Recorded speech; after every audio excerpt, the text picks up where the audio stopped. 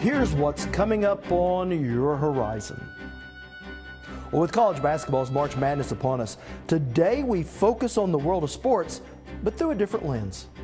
We begin by heading off the beaten path to Langston University, a small, historically black college, and the current home of women's basketball icon, Cheryl Miller. Every day you roll out of bed, make a better you, be a better you, and try to impact somebody. And you're going to make mistakes. We all make mistakes, but you got to learn from them, and more importantly, you got to admit it. Be woman enough to say, you know what, hey, I messed up. I made a mistake. I shouldn't have said this. I shouldn't have done that. Or I overreacted. And that's going to be lasting. That's life lessons. And once the basketball and life are like this, the sky's the limit. It's rough. It's tumble. And a sport that's more than just a game. We look at wheelchair basketball and the people who play it. It's very, very competitive. And again, a lot of people think that, well, isn't that precious? People want to play basketball in wheelchairs. That's just great. Over the years, there's been a few players that come out like that, thinking that. And then they go to one practice and they go, no, that's too rough. And we end our day in small town Oklahoma, home to a big time champion. Yeah, growing up, in a rodeo family, in a Western background, rural community in Oklahoma, it definitely holds a special place in my heart. Not just preserving rodeo as a sport, but the American cowboy and the Western way of life. It's pretty awesome. Stay with us for Oklahoma Horizon. Oklahoma Horizon is made possible by the Oklahoma Department of Career and Technology Education.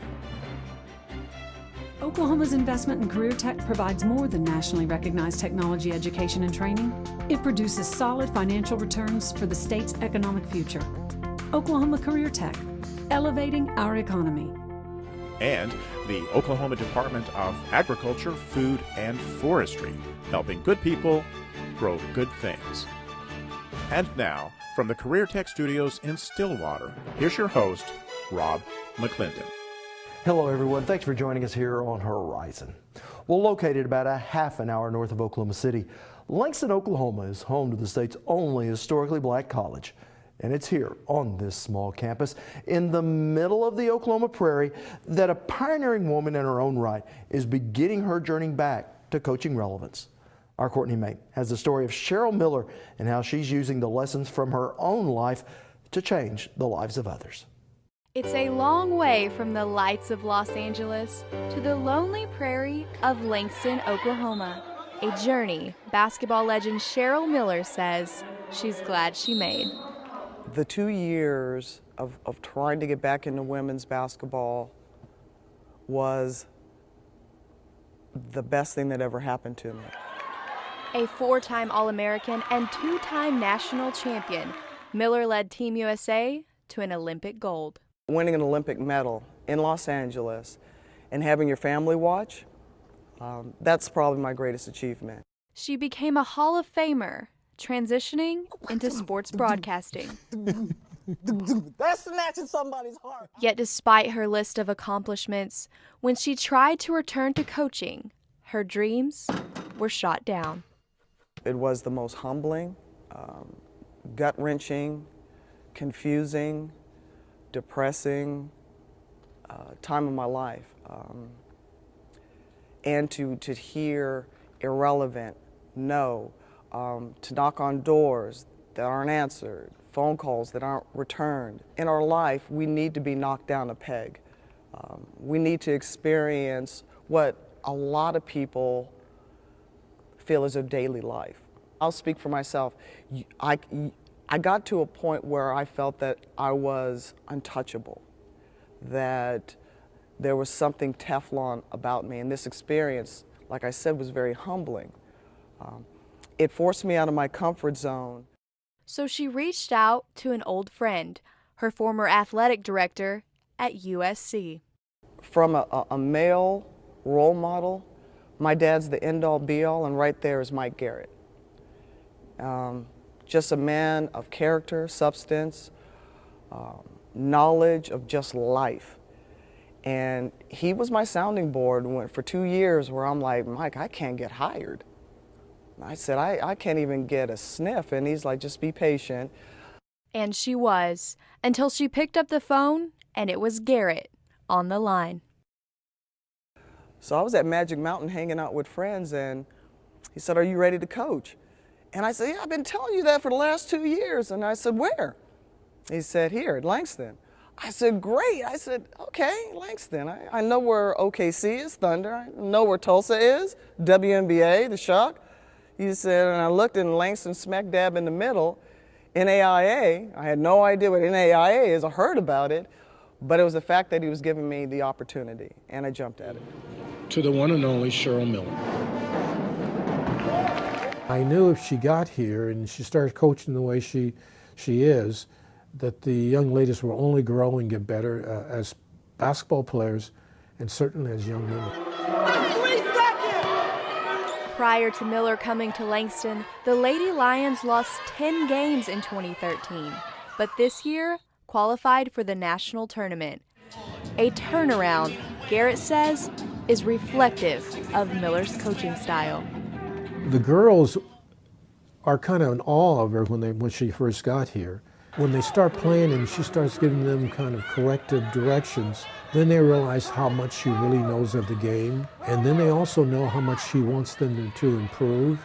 She's a consummate coach, and she knows how to touch people and make them grow. Let's go, move. Lessons Miller learned in her own driveway with her little brother, NBA great Reggie Miller. We're always competitive, and the advantage that Reggie always had was his mouth. I mean, I couldn't out-talk him. I mean, the guy just drove me nuts. So the best way to shut him up, obviously, was to beat him. But, you know, to this day, there's nothing friendly about even playing, you know, a pickup game of horse. You know, it's always competitive. At, you know, 100 years old, we're still trying to beat one another. I know sometimes you and Reggie would have games on the same night, and your dad would go with you and your mom would go with him. I always felt that Reggie got the better end of the deal. Because he had my mom. My mom was a tremendous cheerleader, and she wasn't critical. But my dad, on the other hand, decent cheerleader, very critical. So he was always the one taking me to my games and watching it. There's something about having, whether it's one parent or two parents, supporting you. That's probably what I miss the most now that my mom's not here, is the second or the biggest transition of my life, you know, coming back to women's basketball, coming back to coaching, and wow, I didn't think I was going to get emotional about her not being here. But I know she's here. She's always with me. But yeah, that's the missing part right now in my life, is my mom not being here. Values instilled in Miller that reflect now her character building coaching style. Every day you roll out of bed, make a better you, be a better you, and try to impact somebody. And you're going to make mistakes. We all make mistakes, but you got to learn from them, and more importantly, you got to admit it. Be woman enough to say, you know what, hey, I messed up. I made a mistake. I shouldn't have said this. I shouldn't have done that. Or I overreacted. And that's going to be lasting. That's life lessons. And once the basketball and life are like this, the sky's the limit. A philosophy Miller says is changing lives, including her own.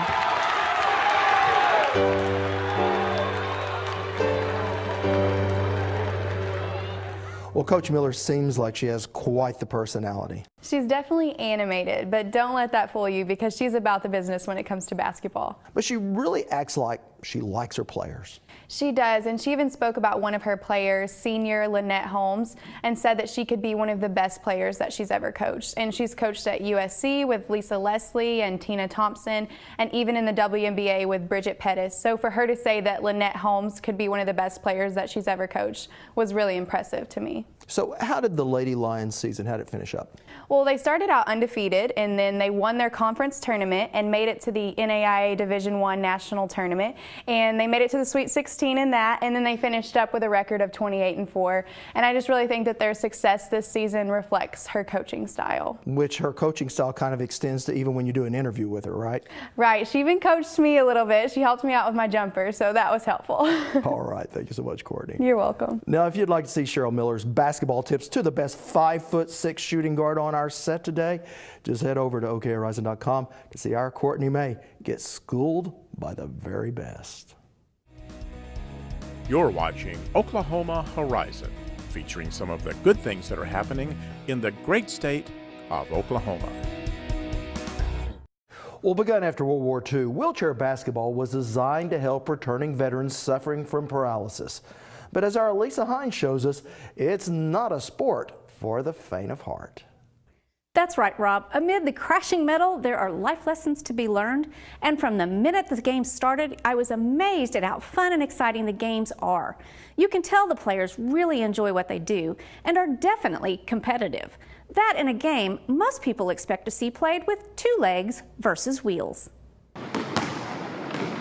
From laps, practicing shooting skills, to running drills, the Tulsa Rolling Roustabouts are wheeling along the basketball court.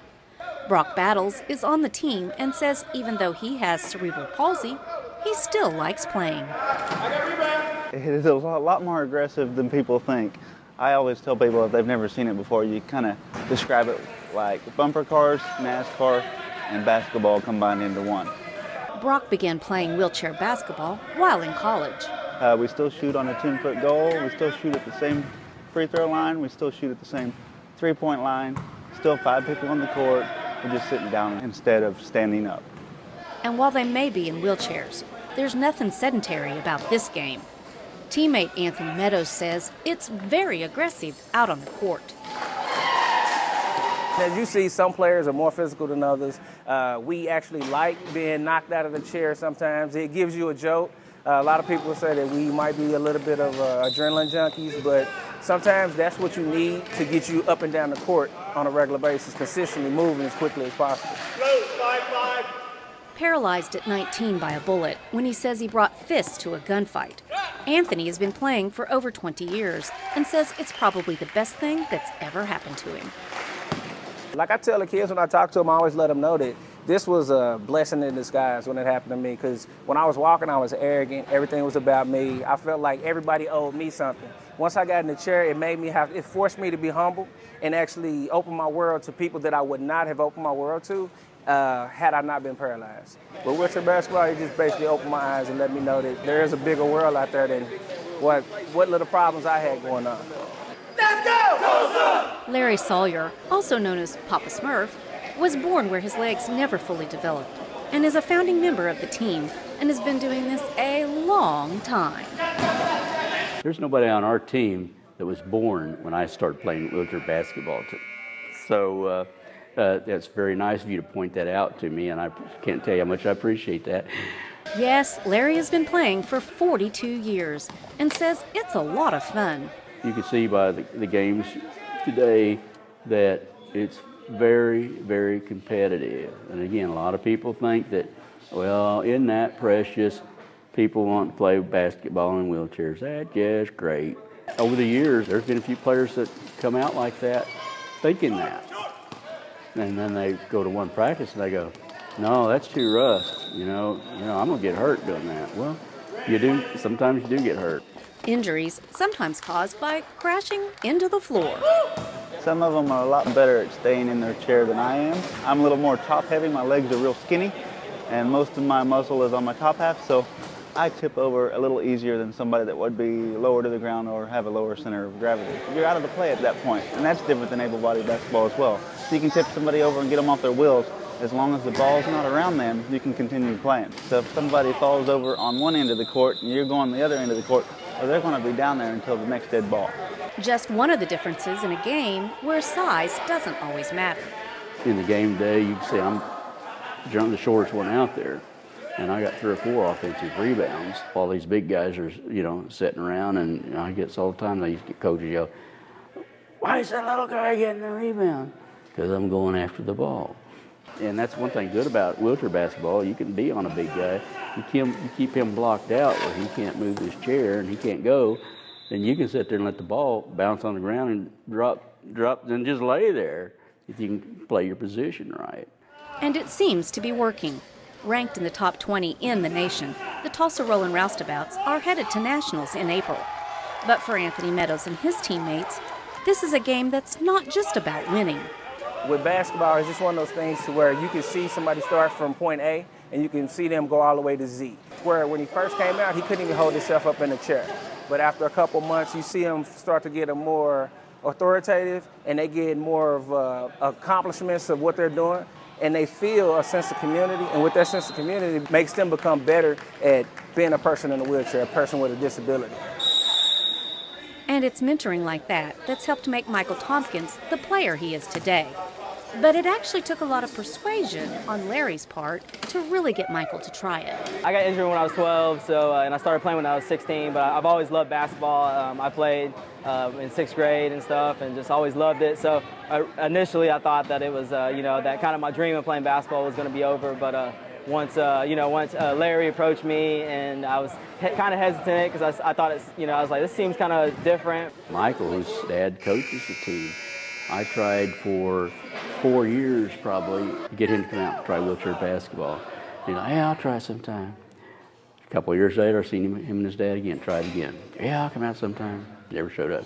One day his mom called me at work and said, hey, Michael's going to come out to basketball practice and give it a try tonight. I said, okay, good. It was actually kind of funny because I had told my dad, I was like, let's pretend that I have something to do. Like, let's pretend I have a meeting. That way I can only stay for like 10 minutes and I say, okay, I got to go now. Well, Michael had already made his mind up. He wasn't going to like it. Because when he came in the door for my benefit that night, he said, turned to his dad and said, this is like 6:30. Don't forget we got to leave at 7 to be at that meeting. So, okay, so you're not really wanting to put an effort into this. And so we started doing layups. He got hooked when we were doing a layup drill. After I started playing, I was like, I told my dad, I was like, okay, Dad, you can go ahead and do our meeting without me. I'll catch up next time. And then I ended up staying and the whole practice and coming back out. Before the night, he didn't make his meeting. And before the night was over, he goes, what I got to do to join the team? I really enjoyed it. I didn't think I was going to enjoy it, but I love it. He's worked his rear off, and he's developed into one of the top players around. He is an awesome player. With a never-quit determination that everyone on this team shares. An attitude that even the refs, like Rodney Booker, notice. Well, one is because it gives me inspiration because to see these men never give up. Number two is it's fun and enjoyable. We really enjoy being around the guys because they're super athletes. Brock's wife, Keely, says watching the games can be tough on the nerves. The more involved games, they're intense. You get all caught up, you're on the edge of your seat. The hardest part is watching, like, Brock, my husband, fall. You're like, your heart jumps into your chest because you're scared they're going to hurt themselves. I like watching people that on a normal basis can't get involved in a major sport get involved and be competitive and do things that people think they can't do. I mean, you see somebody in a wheelchair and if you're not used to being around them, you're like, oh my gosh, how can they maneuver like that? How can they move that quickly? How in the heck do they get up after falling down? Getting to see people do that, it's great. For the guys out on the court, it's like a football basketball mix to me, playing wheelchair basketball. But no matter what you call it, wheelchair basketball is a sport that's about more than just a game. So hey, life ain't over. There's still basketball, there's tennis, there's all kinds of stuff out there. Now you slow it down, you'll find a different way of doing it. And just keep on rolling down the court for another basket. Now the wheels on the chairs are at an angle, and a lot of it is for safety. You noticed how many times chairs bumped into each other? And if the wheels are straight up and down, you'll get your finger smashed. So they angle them to make them a little more safe, and also it's more of a natural motion to push them at an angle versus straight up and down. Then there's the maneuverability. You can spin on a dime the way these chairs are designed now, but they are extremely expensive. The cantilevered wheels alone are around $800. Sounds like just one of the many expenses these players may incur. It is, Rob. Between the equipment and the fact they have to travel mostly out of state to play, it can get very expensive. The team would really like someone to sponsor them, but the catch is when they go to tournaments, they want to take the entire team because, as Larry puts it, it's not fair to the players who have practiced and helped the team prepare for these games not to get to go. Now, they do raise money to go, but it's hard to do, especially if you work full-time. So they hope to find a sponsor or two that are willing to help out with the expenses. All right, Elisa, good story. Thank you so much. You're welcome, Rob. Want to share something you've seen here today? Well, all of our episodes are streaming on our YouTube channel at Oklahoma Horizon TV. Or you can subscribe to our weekly free podcasts on iTunes. Well, while basketball tends to dominate the headlines this time of year, a young man from small-town Oklahoma is riding high in the sport of rodeo.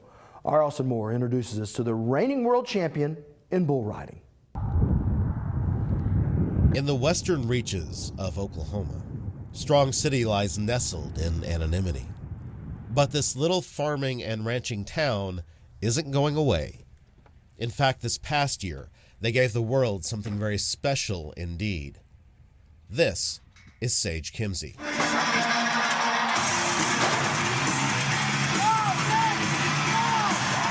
In 2014, Sage was a rookie on the Professional Rodeo Cowboys Association circuit, and he was tearing it up.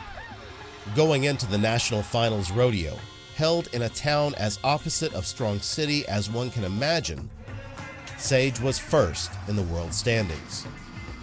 But at the NFR, riders face 10 bulls in 10 days, and each individual ride can earn as much as several of the preliminary rodeos combined. So entering as the favorite is by no means a guarantee that you'll leave as the champion. Melanie Cole is the owner and editor of the Cheyenne Star.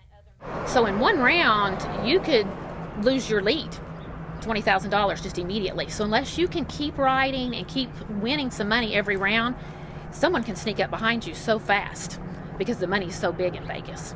But Sage never gave them a chance. He rode 8 of 10 bulls and became only the second rookie bull rider ever to win the PRCA's World Championship. On top of that, he won the PRCA Rookie of the Year and the Ram Top Gun Award at the finals, along with winning the Championship Bull Riding Tour and being national runner-up in the collegiate ranks. This is the stuff of legend.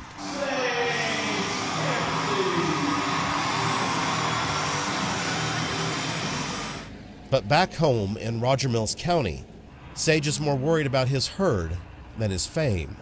I bought 22 head of commercial heifers. That was my first. Purchase of any cattle, for myself.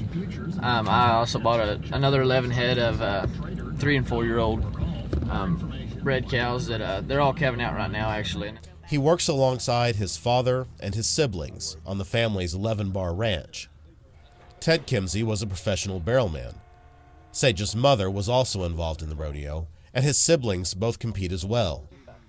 That tie back to the ranch, though, makes rodeo more than a sport for Sage.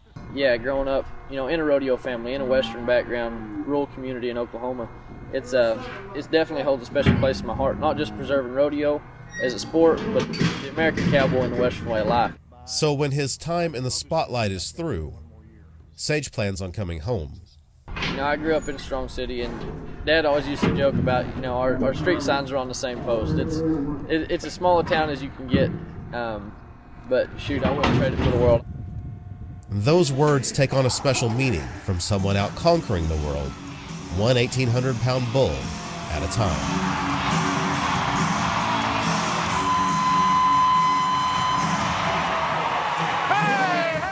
And while it's still early in the season, Sage is leading the standings and doing so by a 25% margin over his nearest competitor, showing that someone from a small town can certainly do some very big things, which makes Sage Kimzey this week's Oklahoma Standard.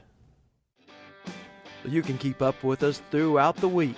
Just head to okhorizon.com, where you can see more of any of our stories, read our reporters' behind-the-scenes blogs, see what others are saying about us on Twitter, and face the facts with our regular updates. So reach out and touch us anywhere and anytime. Next time on Oklahoma Horizon, we look at Oklahoma agriculture and see how lower prices at the farm gate can translate to your dinner plate.